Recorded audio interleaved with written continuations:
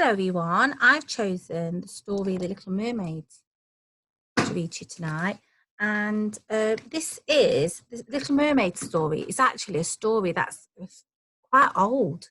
It was written a very long time ago, and people have rewritten that story and added parts themselves.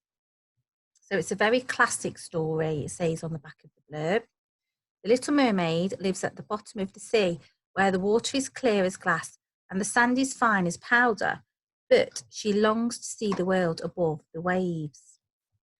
And the drawings, it doesn't say who the author is. It's a Hans Christian Andersen story, so a very classic tale from a very long time ago. But the drawings, the illustrator is Alan Marks, and some beautiful drawings I'll show you along the way. Deep, deep down below the ocean waves lived the Sea King and his 6 mermaid daughters. That's at the bottom of the ocean. Each mermaid had her own sea garden. The eldest made hers in the shape of a whale. The second mermaid made a pretty shell border, and the third grew bright exotic sea flowers. The fourth and fifth mermaids loved exploring, so they decided to fill their gardens with treasure from shipwrecks. So ships that have sunk and landed at the bottom of the ocean, become really old, we call it a shipwreck. The littlest mermaid found a statue of a prince.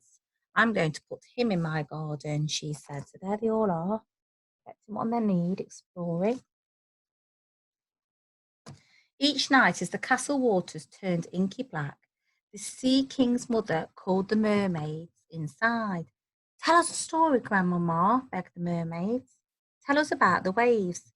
They have buildings as high as the ocean is deep, she said, and the people with 2 legs and no tail. The little mermaid longed to see this world for herself, but she had to wait for her 16th birthday.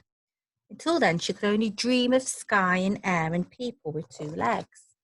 She's wanting to know what the earth is like above the water.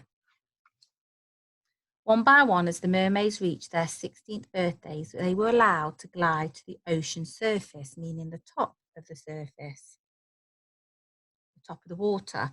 With the tips of their tails, the mermaids touched the dry sand, and they swam home, giggling with delight.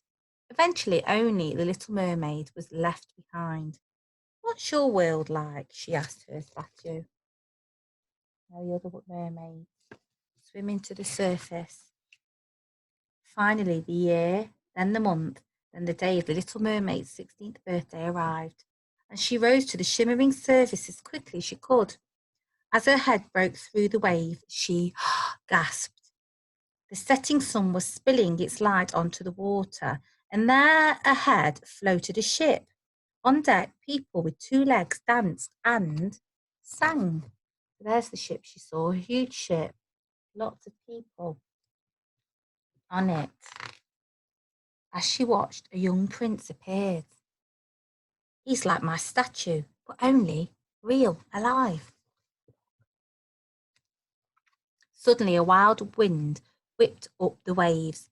Terrified passengers were tossed into the sea. I must help the prince, thought the mermaid.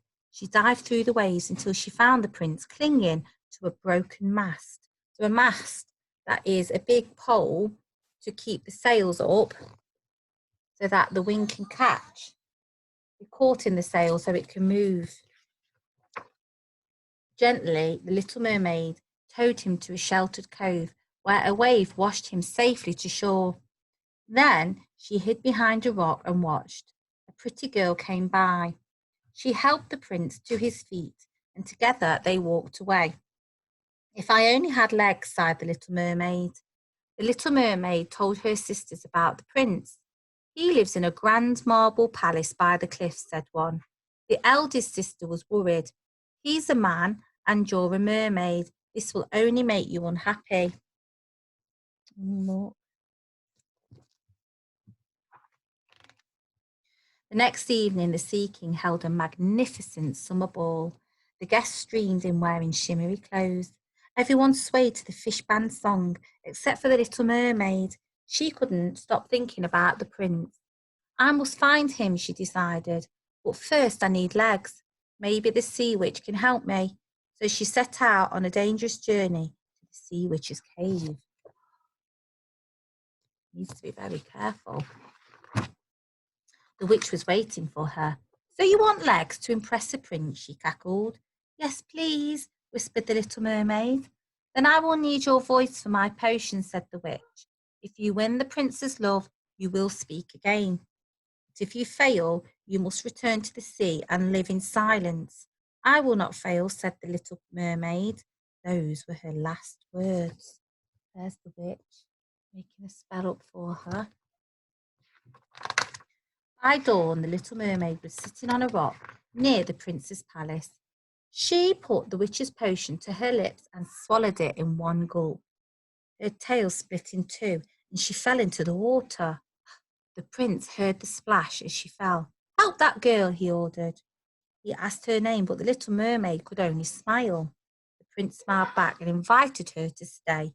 For the next few days, Little Mermaid lived in a dream. Once I nearly drowned, said the prince. A beautiful princess rescued me. Tomorrow I will set sail to marry her. The prince's words were like a dagger in the mermaid's heart. It was me. I rescued you. She could only watch as the prince set sail for his wedding. So he's gone to look now for her, who's now grown, well, got legs and come onto the land. I wonder how this is going to get sorted. Oh, I've failed, thought the little mermaid, tears streaming down her cheeks. Come to us, sang the ocean spray. Forever, whispered the foaming surf. The sea rose up around the little mermaid and she disappeared into the welcoming waves.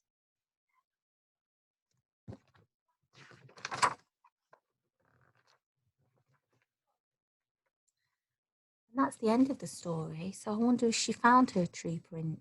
Maybe you can have a chat before you go to bed to see if that ending did happy end as what you thought. Did she find a prince? How did she find a prince? I enjoyed reading that to you, especially because it's a story from long ago and a really nice story. So it is time now to sleep and we will see you all tomorrow ready for your learning. Good night.